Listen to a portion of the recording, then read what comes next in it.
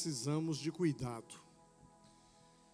Tem gente que, se não cuidar do cabelo, o cabelo fica um negócio complicado. Tem gente que, se não cuidar da unha, as unhas ficam complicadas. Nós precisamos de cuidados constantes em nossa vida. Quem não cuida da alimentação vai sofrer bastante, né? E até quem tem o talento de tocar, de cantar, se não cuidar, se não treinar, se não praticar, vai ter problemas. Algumas áreas de nossa vida a gente se desperta para o cuidado quando alguma coisa sai do normal. Quando alguma coisa chama a nossa atenção, a gente diz, olha, precisamos cuidar disso, precisamos cuidar daquilo.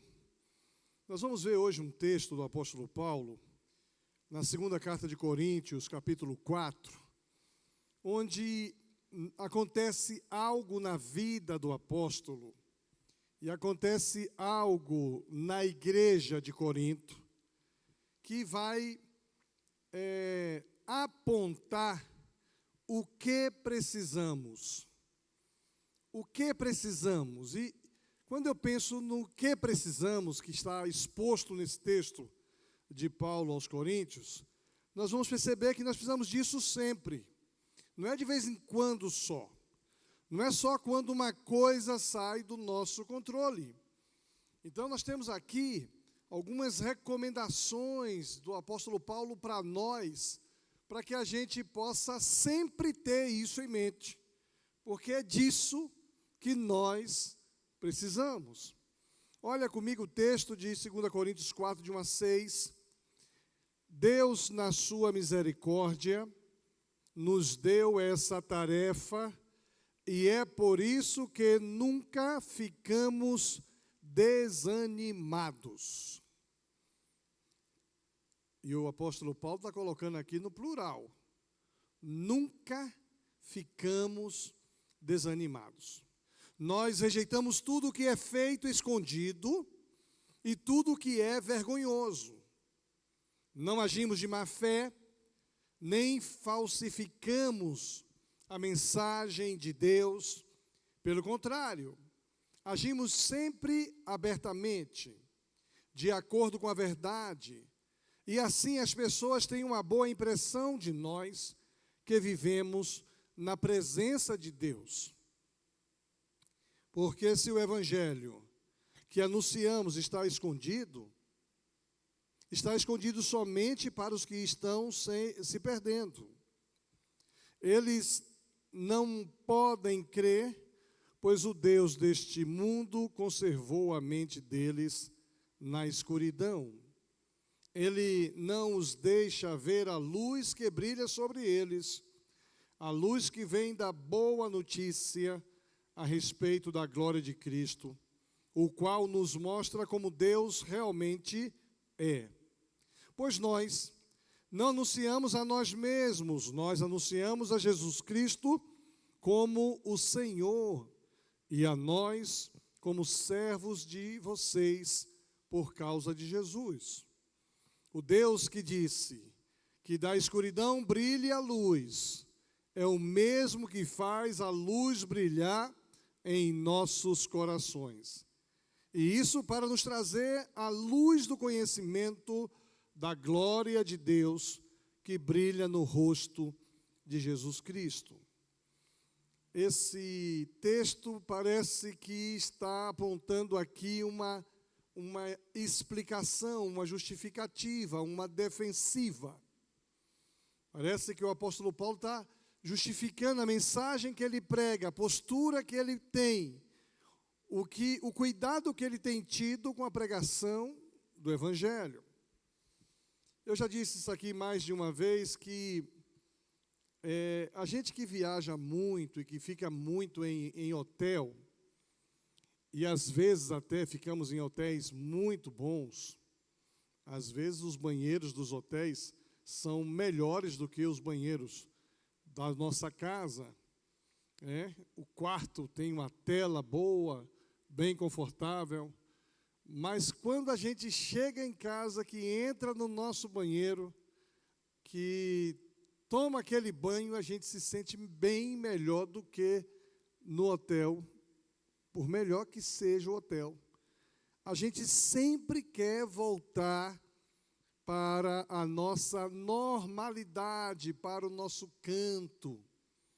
Havia até uma música popular que diz assim: estou de volta para o meu aconchego. Está de volta para o meu cantinho. Tirar férias e viajar é muito bom, mas é normal também nos sentirmos ainda mais satisfeitos quando voltamos para casa. Aquele ambiente que é nosso, aquele ambiente que nós conhecemos, aquele ambiente que a gente não se preocupa em arrumar malas para daqui a pouco ir embora. A gente sente falta do nosso ambiente. Agora eu pergunto, será que você tem sentido falta de alguma coisa que você ainda não tem? Você tem sentido falta de um ambiente que você ainda não chegou?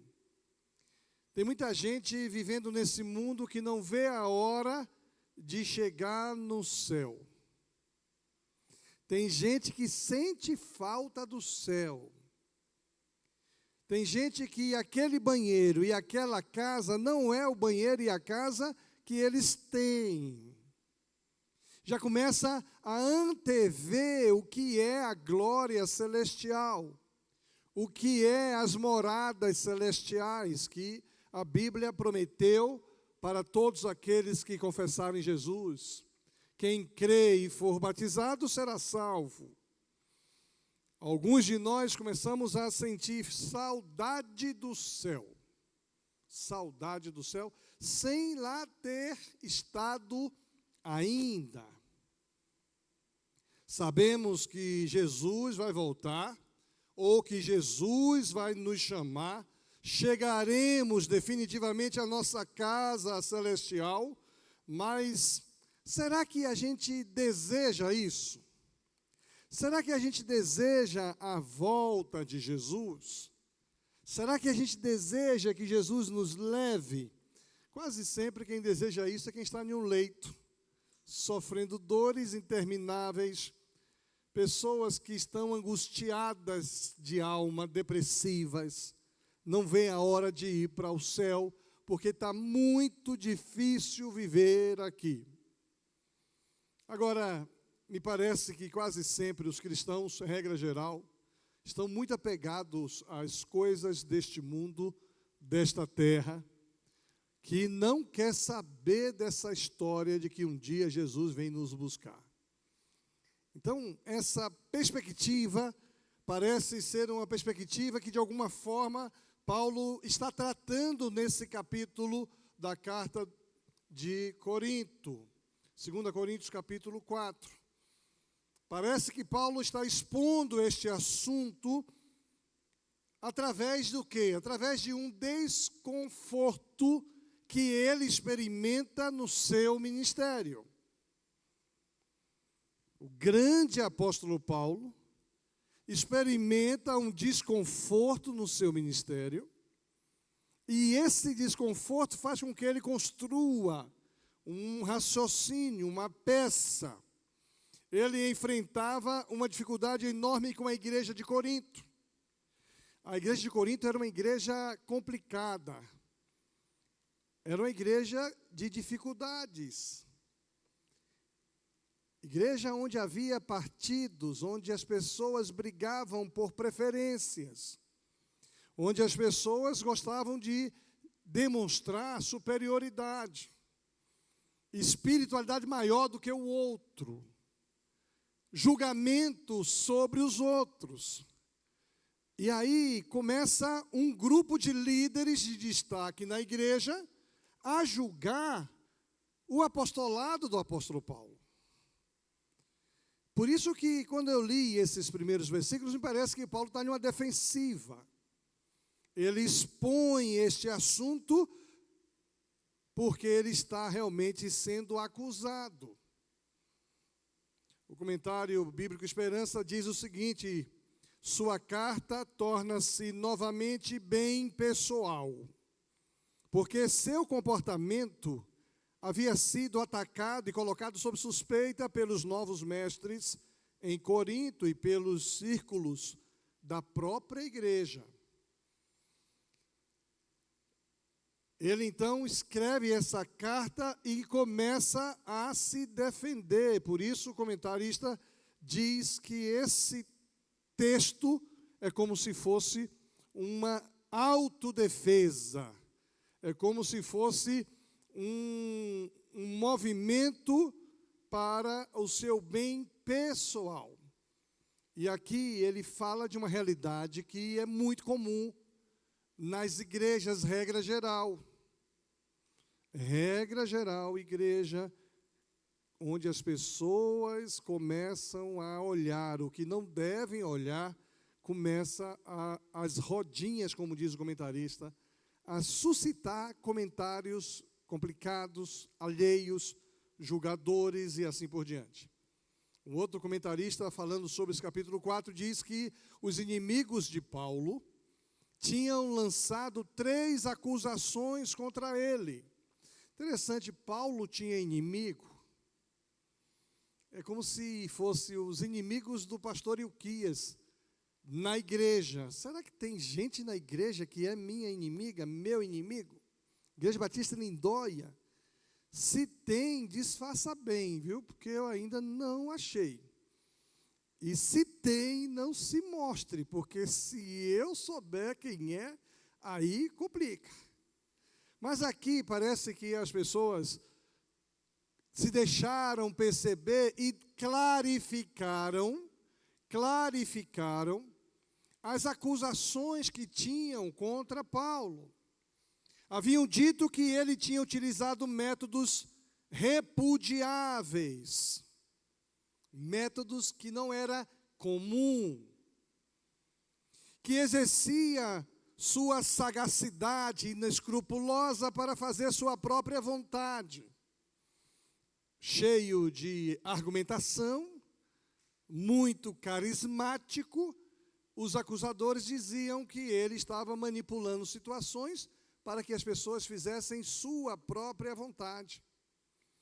E, por fim, que tinha adulterado a mensagem do Evangelho.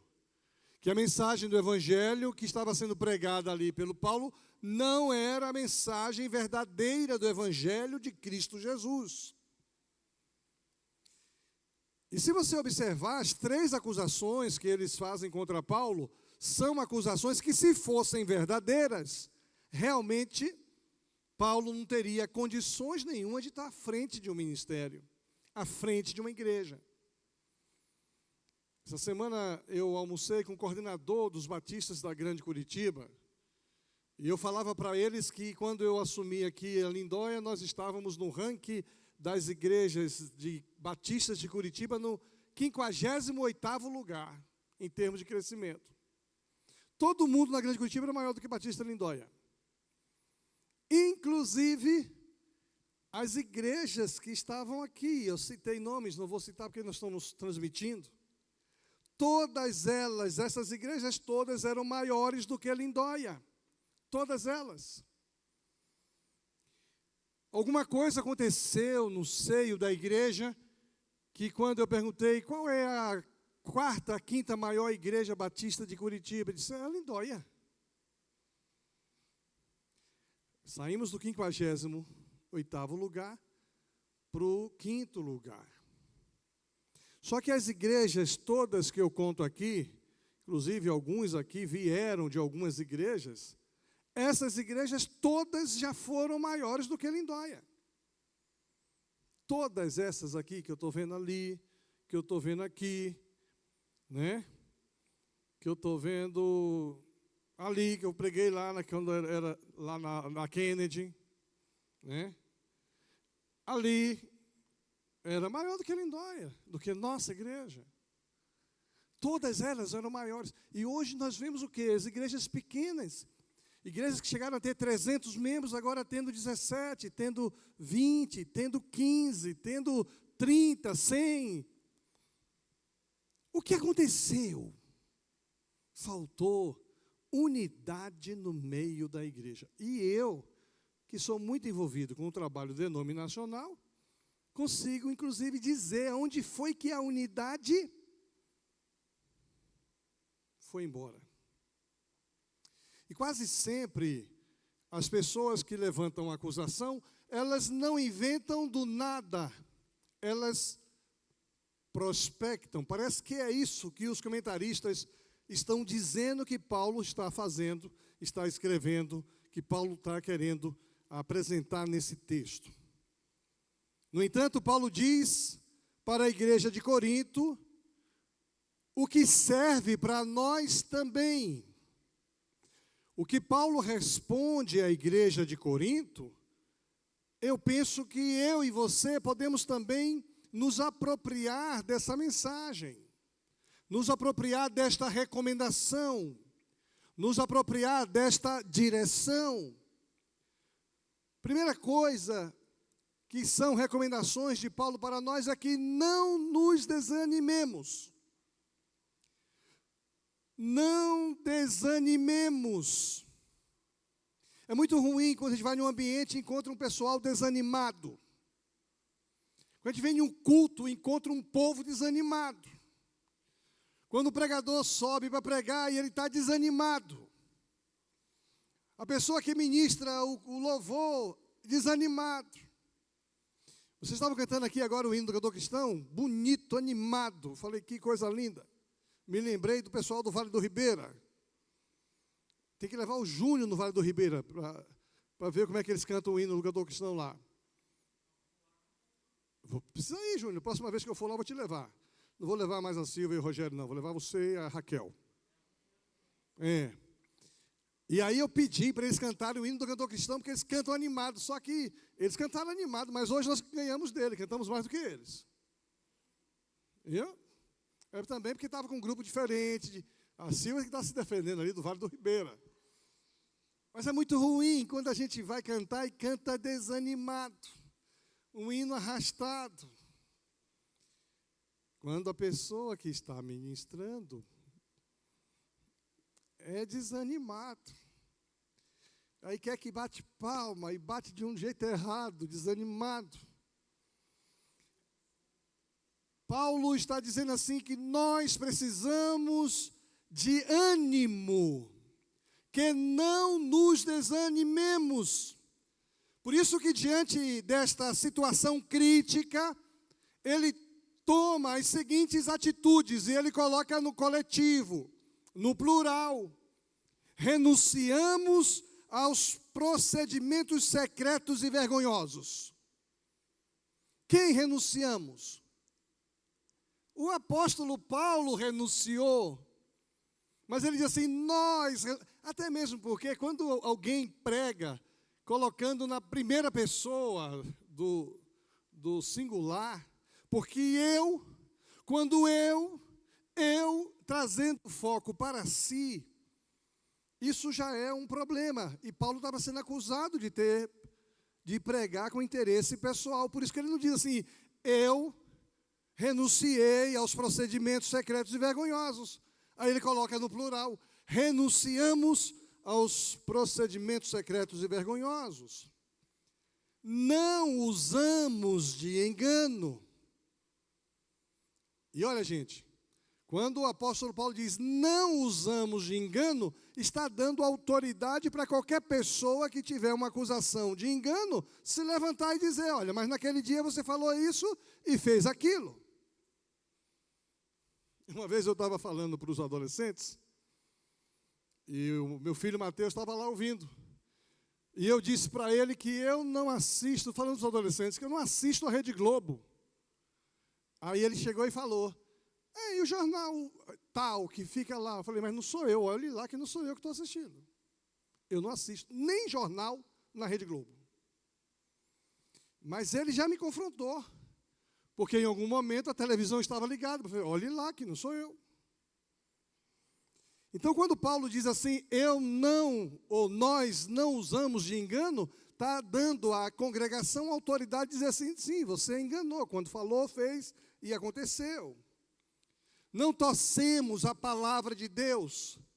O que é torcer a palavra de Deus? É ler a palavra de Deus e interpretar com segundas intenções. Que é muito comum isso, né? Hoje, mais ainda do que no tempo de Paulo. Isso é muito mais comum hoje do que no tempo de Paulo. Expomos a palavra com clareza. As pessoas leem a palavra, entendem a exposição da palavra, porque ela é feita com clareza. Inclusive, uma das coisas que nós ouvimos muito aqui na classe de novos membros, é isso, nesse lugar aqui, vocês pregam a palavra e explicam com clareza. É muito bonito para nós ouvirmos isso na classe de novos membros. Recomendamos-nos a consciência de todos. Não manipulamos a consciência de todo mundo. Paulo está dizendo o seguinte, a gente leva cada um a pensar e tirar suas conclusões. Por isso que aqui a gente não defende candidatura política, ideológica. A gente brinca com o time de futebol para acordar alguém que está dormindo, quando a gente brinca aqui. Pode ter certeza, quando eu falo aqui do Palmeiras, é para mexer com alguém. Mas aqui nós já tivemos um palmeirista, ou aquele time lá que é opositor do Palmeiras. Não. É Corinthians. Já vimos aqui o corintiano vestindo a camisa do Palmeiras. E de repente vocês vão ver daqui a pouco um palmeirense vestindo a camisa do Corinthians. Porque a gente brinca com essas coisas, mas não furta a consciência das pessoas. Então, cada um tem a liberdade de consciência, liberdade de expressão, que é um princípio batista, mas, acima de tudo, é um princípio da palavra de Deus. Por isso que o apóstolo Paulo diz assim, expomos a palavra com clareza, recomendamos-nos a consciência de todos. Então, ele explica a origem daquilo que muitas vezes tenta nos desanimar. E qual é a origem do que tenta nos desanimar? Está aí no versículo 4.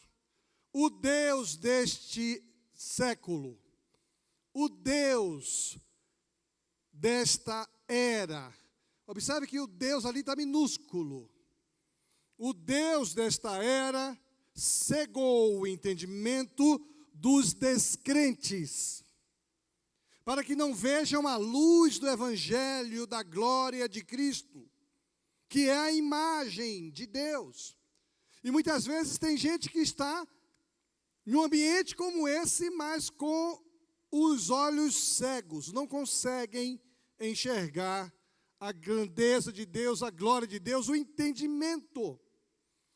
Eu já tive a alegria de pedir para uma pessoa ler um texto e perguntar para ela se ela está entendendo o que ela leu. Ela disse que não sabe, não entendeu, e ela leu com tranquilidade.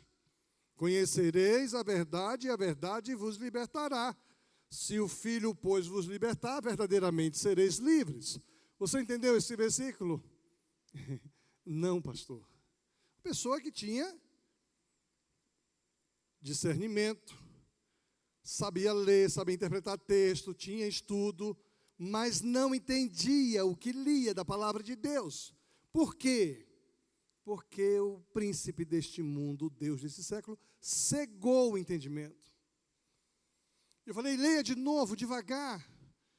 Conhecereis a verdade, e a verdade vos libertará. Para aí. Foi que você entendeu? Falei, olha, em nome de Jesus, leia palavra por palavra. Conhecereis, o que é conhecereis? É o verbo conhecer. Ok, conhecereis a verdade. Como é que você entendeu? Conhecer a verdade? Falei, isso. E fui assim devagarinho, a pessoa começou a chorar. Chorar de emoção, porque pela primeira vez na vida, ela estava entendendo a Bíblia. Coisa boba. Mas o inimigo, o príncipe deste mundo, tinha cegado o entendimento. Matthew Henry, comentando sobre esse, diz o seguinte: Cristo, por seu evangelho, faz uma revelação gloriosa à mente dos homens. Mas o desígnio do diabo é manter os homens na ignorância. Quando não pode manter a luz do evangelho de Cristo fora do mundo, não poupa esforços para manter os homens fora do evangelho ou colocá-los contra o evangelho. E quando a gente está fazendo o discipulado com os homens, com os guerreiros, isso é bonito de ver. Homens decorando a Bíblia, versículos bíblicos. Homens aprendendo a fazer a hora devocional. Homens buscando outros homens para a prestação de contas. Homens orando juntos. E isso tem produzido uma atmosfera transformadora na vida de muitos homens, transformadora na vida de muitas famílias. Quando as mulheres estão fazendo discipulado, estudando os primeiros passos da vida cristã, ou estudando design divino, elas estão também buscando conhecer as grandezas de Deus, e aí começam a experimentar a libertação de áreas que o inimigo cegou o entendimento. Paulo está denunciando este comportamento no meio da igreja. Pessoas até bem posicionadas no meio da igreja, que estavam criando confusão por causa da estratégia de Satanás. Então, o que Paulo está querendo dizer é o seguinte: são essas coisas que nos desanimam. Você trabalha com muita alegria na casa do Senhor. Você faz o seu melhor.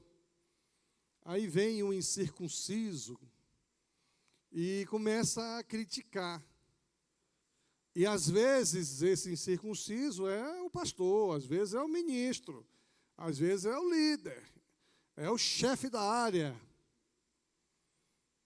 Lembra daquela história de Pedro que eu estou tentando explicar para vocês domingo de manhã? Domingo continua. Quando Jesus chama Pedro, diz: para trás de mim, Satanás. Então a gente não pode dar ouvidos a estas situações que são muitas vezes produzidas por Satanás. Elas vêm do inferno para desanimar a gente na fé cristã. Gente, é interessante que a gente se desanima. Muitas vezes uma compreensão equivocada de algo que foi falado. Muitas vezes uma interpretação equivocada. É muito comum aqui o pessoal dizer: pastor, o senhor falou aquilo lá.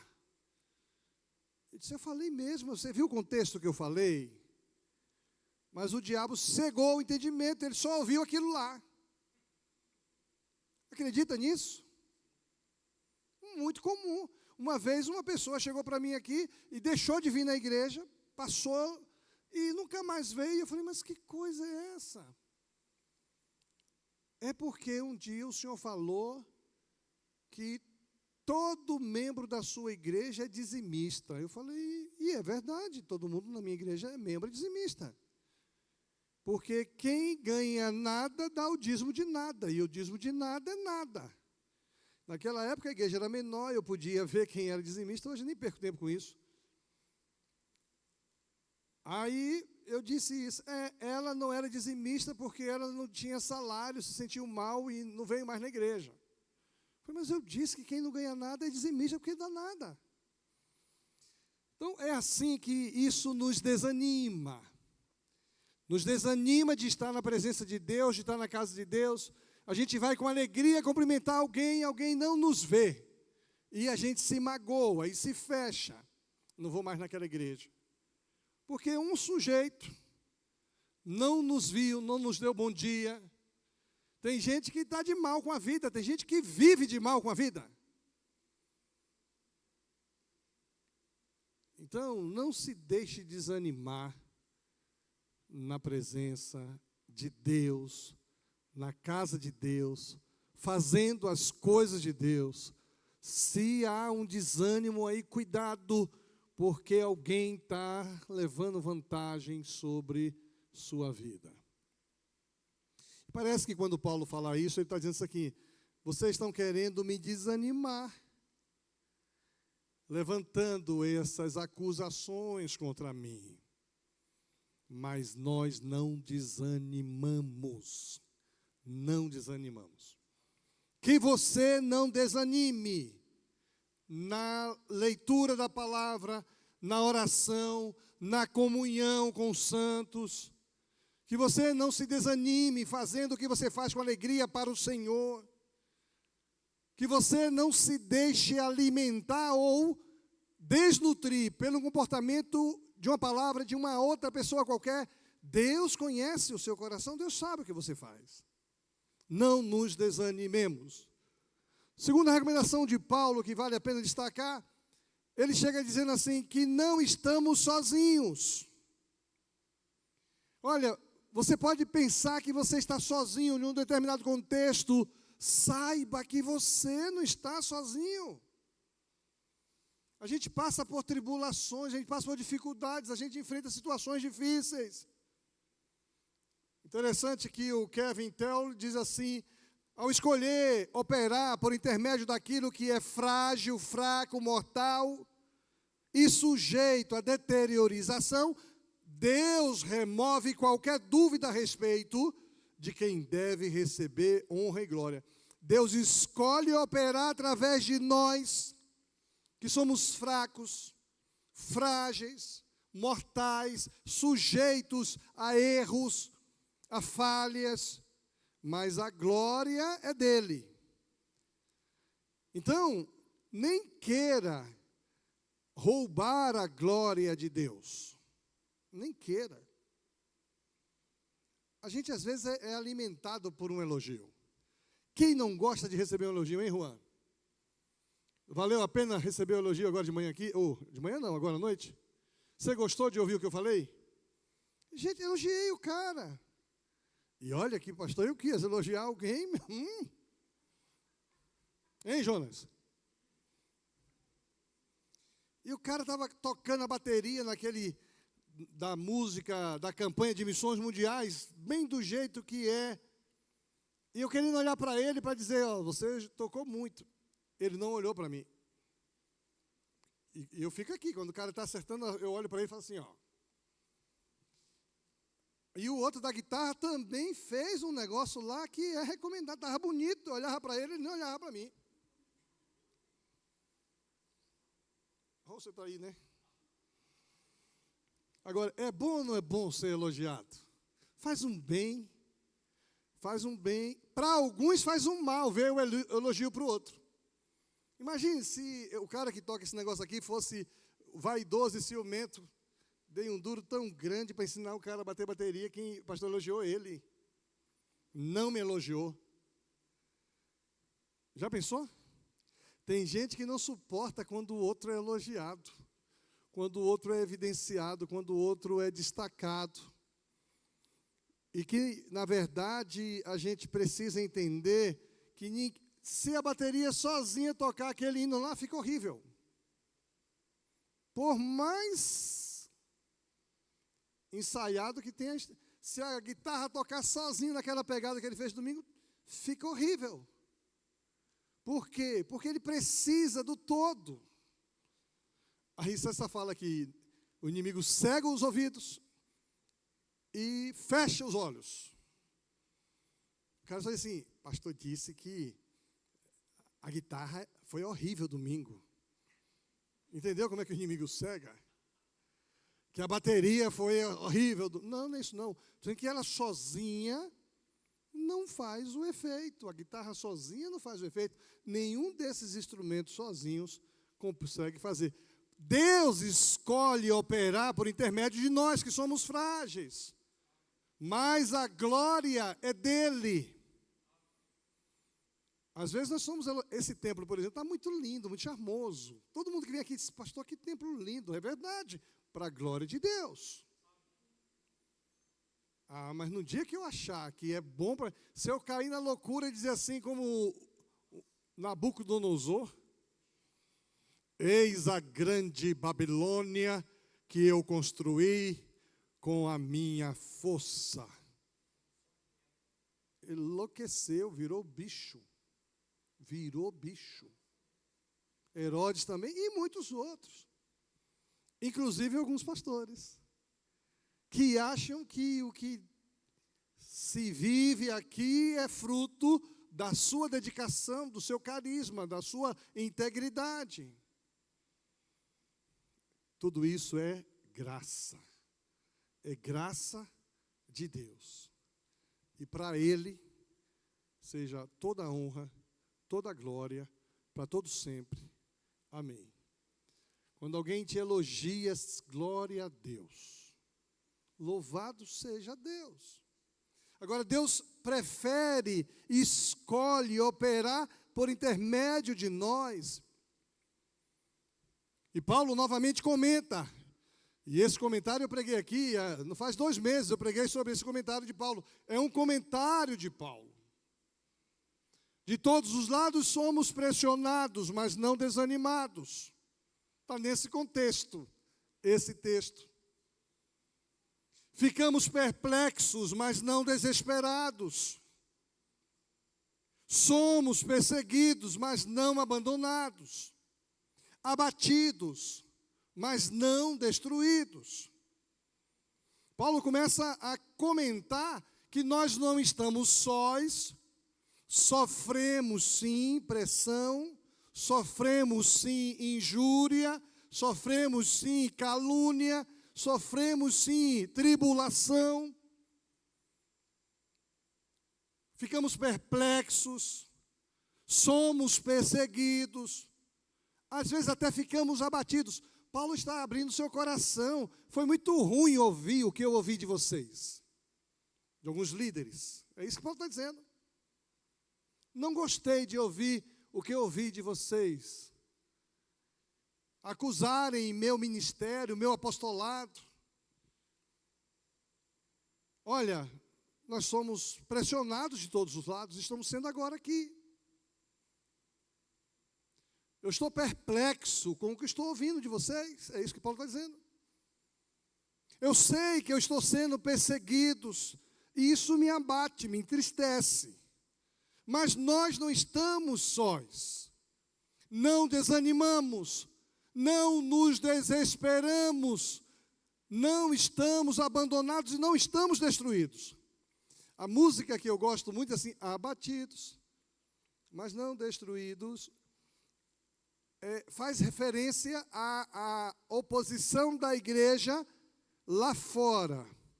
Mas quando Paulo escreveu isso, ele estava se referindo à oposição que ele recebia aqui dentro. Diferente. Totalmente diferente. Paulo diz que somos como vasos de barros. E um vaso de barro, ele é frágil.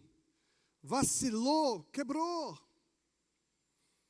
Vasos de barro, eles são fracos. Eles são atribulados. E às vezes você nem... Eu vivi muito tempo em uma cidade que todo mundo lá vivia de olaria. Só que não é olaria de fazer tijolo e telha, não. É olaria de fazer vaso, oleiro. Era bonito de ver esse vaso que aí está. Esse vaso, eles pegam um pedaço de argila, jogam em cima do torno e com o pé começa a girar o torno. E aí ele molha e põe assim a mão e puxa. Aí de repente tem um barro duro ali. Ele tira aquele barro duro, joga fora, amassa tudo de novo para começar de novo. Aquela ideia do vaso na mão do oleiro de Isaías. Nós somos como vaso na mão do oleiro. Deus é o oleiro e nós somos o vaso. Por isso que Paulo vai dizendo, nós somos frágeis, fracos, atribulados. O que é que resta então diante disso? A nossa esperança não está em sermos vasos fortes e inquebráveis. mas nossa esperança está no fato de que um dia estaremos em um lugar onde o vaso não racha. Um dia estaremos num lugar onde o vaso não quebra. Um dia estaremos em um lugar onde não sofreremos decomposição. É aquela saudade que eu falei no início do sermão, que a gente começa a ter daquele momento, daquele lugar, do nosso destino, que é o céu. Isso é muito comum quando a gente está ficando velho, né? Muito comum quando está ficando velho. Velho ficando com cabelo ralo, velho vai ficando com dor aqui, dor ali. Velho começa a perder cabelo. Velho começa a perder vigor. Para um velhinho ter vigor, entusiasmo, tem que fazer complementação alimentar, suplementação alimentar. Os médicos hoje estão fazendo isso muito bem. Alguns ainda perguntam assim, como é que o Quias consegue, né? O cara com 59 anos agora, feito antes de ontem. 59 anos. Como é que o velhinho aguenta essa pegada? Eu faço a minha suplementação. No dia que eu não faço, dá um sono, uma preguiça. Depois dos 40, rapaz, o negócio é mais complicado. Entendeu? E, poxa, não vejo o cara ficar gripado. Claro, suplementação, vitamina C, vitamina D. Eu fui para o médico essa semana passada. Foi semana passada. Ele ficou feliz com os resultados do meu exame. Me deu até um beijo. Doutor Simões me dá um beijo. Doutor Simões, meu oncologista, aquele que esteve aqui quando eu fiz o culto de gratidão depois do câncer. Pastor, o senhor está lindo, o senhor está lindo. Eu falei, o que está lindo, doutor? Sua próstata está linda. O cara olhou meus resultados de exame, está tudo lindo. Só o triglicerídeo que não está legal, né? Tem que tomar, estou tomando, doutor. Mas está um pouco, é verdade, excessivo. Ácido úrico, não está legal. Eu falei, eu estou sentindo, inclusive, formigamento. Cuidado, tome esse remedinho. Mas o resto, você está lindo. O que o senhor toma? Quando eu contei minha suplementação, eu disse, eu soube que isso aí é muito bom. Inclusive, até para câncer estão usando, sabia? Eu falei, é mesmo, doutor? Agora, a gente está ficando velho, está ficando cansado, desanimado, abatido, mas não estamos destruídos, porque a gente sabe o que nos espera. Então, a gente entende que nós vamos chegar a um momento que o nosso vaso de barro, que Deus coloca para que a gente dê a Ele toda a glória, é assim que Paulo está dizendo, nós somos vasos de barro, porque a excelência está dentro do vaso. Ali fazendo referência à ação do Espírito Santo que está dentro de nós. Para que a gente não se ensoberbeça, para que a gente não se sinta melhor do que os outros. A nossa esperança não está em sermos fortes, inquebráveis, mas a nossa esperança está em um dia chegarmos lá. O Barclay, comentarista bíblico que a gente usa, diz assim, uma das coisas mais notáveis a respeito dos mártires foi sempre que, em seus momentos mais dolorosos, tiveram doces encontros com Jesus. A gente ouviu, e as mulheres ouviram, o depoimento do pastor, num dos momentos mais dolorosos da vida, ele teve um encontro com Jesus. Até o cheiro de Jesus ele sentiu. Eu já disse certa vez que eu recebi um anjo lá em casa, na casa da minha mãe, e o anjo tinha um cheiro. Eu estava sentado ali quando o pastor falou isso. Gente, o cheiro de Jesus eu senti, eu lembrei do cheiro do anjo. O anjo tinha um cheiro esquisito. Não era um cheiro que eu conhecia. Um cheiro diferente, e não era um cheiro ruim. Então, Jesus se apresenta nos momentos de sofrimento, de tribulação, de dificuldade. E aí a gente vai ver o que aconteceu com Estevão. Aqui em Atos 7, diz assim, Estevão, cheio do Espírito Santo, levantou os olhos ao céu e viu a glória de Deus. Gente, isso aqui é legal. Deus mostrou sua glória a Estevão. Ele estava cheio do Espírito, mas ele não estava voando, ele não estava andando sobre as águas. Olha que coisa aqui profunda. Ele está cheio do Espírito Santo, mas está sofrendo. Cheio do Espírito Santo, ele recebendo pedrada. Cheio do Espírito Santo, sendo xingado, humilhado. Nessa hora, Jesus se mostra, ele viu a glória de Deus e viu Jesus em pé. Gente, isso aqui é a única vez que Jesus se mostra em pé.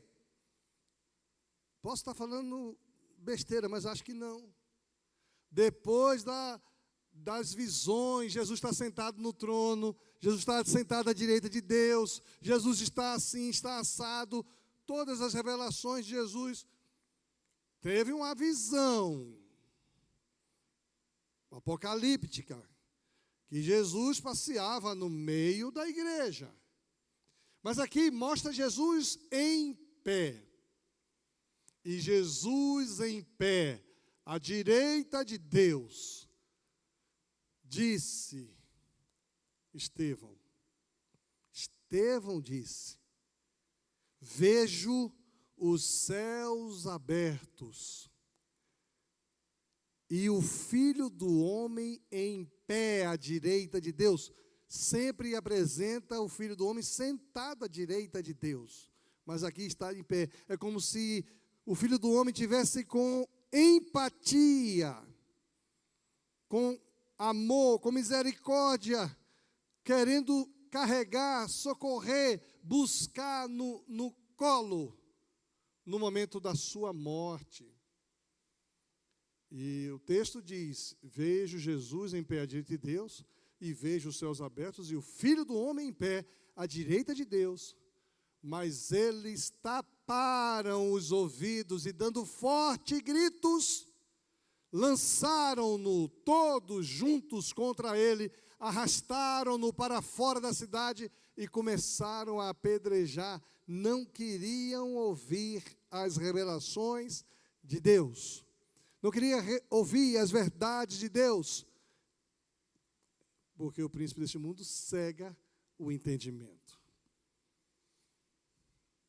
Então, Paulo está dizendo assim, olha, não desanimemos, porque nós não estamos sozinhos. Deus está conosco, Ele está presente, Ele olha e Ele fica em pé. No momento do nosso sofrimento, nós não estamos sozinhos. E para fechar, o que Paulo recomenda a nós é que permaneçamos. A palavra permanecer aqui é muito forte. Estudamos lá no nosso discipulado. Estudamos lá. Permaneçamos. Há um poder sobrenatural quando nós permanecemos. Permanecemos na videira, que é Jesus. Permanecemos na igreja, que é o corpo de Cristo. Permanecemos na comunhão dos santos. Permanecemos buscando a presença de Deus. À medida que os anos passam e a idade avança, nós nos tornamos mais fracos, como eu já falei. Desânimo toma conta de nós, aumenta. Por isso, o comentarista bíblico Barclay diz o seguinte: ninguém deveria temer os anos, pois os anos o aproximam de Deus e não da morte. Estou ficando velho, 59 anos, estou mais perto de morrer. Nada disso, estou mais perto de ir viver eternamente com Jesus no paraíso. Quantos anos me falta? Agora não sei. Mas até antes de ontem faltava 58. Agora não sei quantos anos me falta mais não. Dessa já chegou. Já cheguei. Já estou com o pé lá.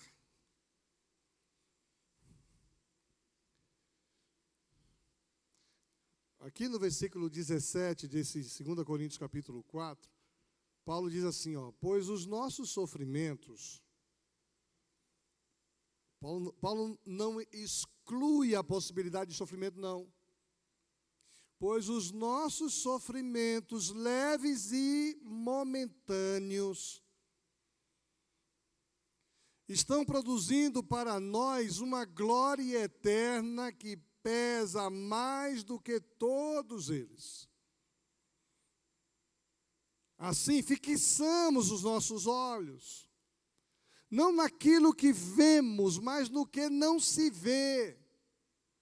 Pois o que vemos é transitório, mas o que não vê é eterno. E a gente valoriza demais o que a gente vê. Mas o que a gente vê é transitório. E aí a gente vai observar como temos uma tendência de nos concentrar naquilo que a gente está olhando, está percebendo, está vendo. Temos diante de nós. O pastor Hernandes diz assim, as coisas reais são as invisíveis. As coisas reais são as invisíveis. Estas coisas invisíveis, elas são permanentes e eternas. Eternas. Por isso que a Bíblia mostra, por exemplo, Noé. Noé foi salvo por algo que ele ainda não via. E ele constrói a arca para sua família. Por meio da fé, ele condenou o mundo e tornou-se herdeiro da justiça, que é segundo a fé, conforme Hebreus, capítulo 11, versículo 7. Noé não via, mas creu. Nós precisamos colocar os nossos olhos no invisível divino, de Deus. Moisés, pela fé Moisés saiu do Egito, não temendo a ira do rei, e perseverou, porque via aquilo que é invisível, diz o texto de Hebreus. Moisés viu o que era invisível. Nós somos desafiados a crer e ver o que é invisível. Pela fé. Pela fé, Abraão, quando chamado por Deus, obedeceu. E dirigiu-se para um lugar que ele não sabia onde era, que mais tarde receberia esse lugar como herança, embora não soubesse para onde estava indo. Saiu da sua terra, da sua parentela, para um lugar que, pela fé, cria que Deus mostraria.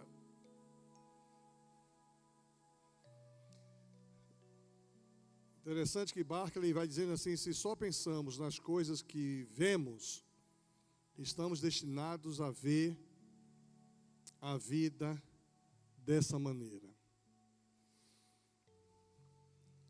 Deus espera que a gente exercite os olhos da fé. Quando eu era criança, hoje não tem nenhuma criança aqui, estou sentindo falta das crianças. Quando eu era criança, minha mãe tinha um radinho Motorola amarelo, feio que dói. E ela ficava na cozinha, de manhã cedo, fazendo café, e aquele radinho ligado num programa da FM Evangélica de Recife. E tinha uma música assim, por meio da fé. Uma música assim, bem, um estilo bem pentecostal. Por meio da fé, Abraão, não sei o que lá. Eu ouvia todo dia, começava um programa com esse por meio da fé, e ali citava todos os heróis da fé. Quando eu falo essas coisas aqui, Ejas vai lá no Google, puxa a música e põe lá no grupo da liderança. Ele fez isso da última vez que eu fiz isso. Então, Ejas, se estiver me assistindo, põe a música por meio da fé no grupo da liderança, porque eu quero ouvir. Quero ouvir de novo, mas está saudade da minha mãe, de manhã cedo, preparando café, ensinando para mim enxergar, desenvolver uma visão por meio da fé. Há uma promessa para nós, nem olhos viram, nem ouvidos ouviram, o que Deus preparou para nós. Gente, eu tenho uma convicção plena de que o melhor está por vir. E olha que eu já vivi muita coisa boa. Mas eu creio que o melhor está por vir na sua vida. O melhor está por vir na minha vida. Tenha a visão de fé e creia nisso. Eu quero encerrar. Pode vir aqui, pessoal do louvor. Lendo esse texto extraordinário de Jesus em João 15, falando dessa permanência. Se permanecerdes em mim, e as minhas palavras permanecerem em vós, pedireis tudo o que quiserdes, e vos será feito. Nisto é glorificado meu Pai, em que deis muito fruto, e assim vos torneis meus discípulos. Como o Pai me amou, também eu vos amei. Permanecei no meu amor. Permanência. Se guardardes os meus mandamentos, permanecereis no meu amor, assim como também eu tenho guardado os mandamentos de meu Pai, e no seu amor permaneço. Palavras de Jesus. Tenho-vos dito estas coisas para que o meu gozo esteja em vós e o vosso gozo seja completo. O meu mandamento é este: que vos ameis uns aos outros, assim como eu vos amei. Que a gente possa dar ouvidos às recomendações de Paulo para a gente nessa quarta-feira. Que possamos não nos desanimar. Que possamos continuar crendo que nós não estamos sozinhos. E que, estimulados pelos olhos da fé, permanecemos, o nosso olhar firme em Jesus, autor e consumador da nossa fé.